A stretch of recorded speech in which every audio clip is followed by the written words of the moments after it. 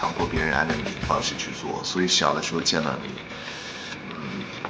基本上我就是这样的。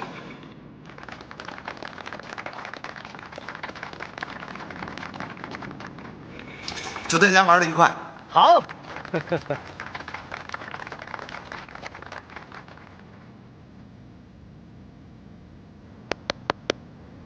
那接下来有请我们这次活动的倡导者田总为大家致辞。同学们好。老师好。谢谢。说起同桌的你啊，大家一定会非常有感触，因为在座的每一个人都和自己的同桌有过很多美好的回忆。那么现在看呢，可能我们那时候很幼稚、很傻、很天真，但是回想起来，就为了过去那份天真，我们绝不后悔。之所以开这个 party， 就是想让大家在这个浮躁的社会下能够放慢脚步，放松心情，和同桌的你找回我们当年的那份轻松岁月。那么现在有哪位同学愿意跟大家先分享一下自己和同桌的故事呢？我先来吧。好，那就欢迎咱们班的这个留学生啊，这个杨同学先讲。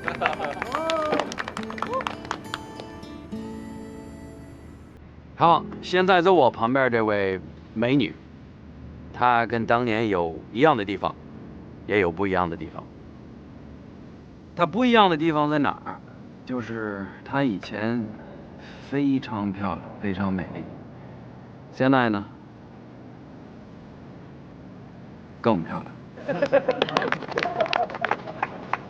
一样的地方在哪儿？那就是我当年跟现在我看她的时候，我的心跳得一样快。她来英国的时候，她也就是一小姑娘，傻乎乎的，什么都不懂，还怕没出过国呀。她就老是这样，英文说的也特别不好，憋了吧唧的，不会说根本就，是那种hello， I don't speak so good。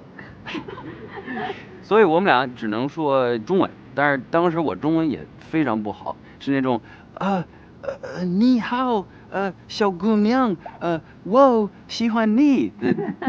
那你们就没有肢体上的接触啊？也讲一下嘛，大家说是不是？哎，你等着，我还没讲到呢。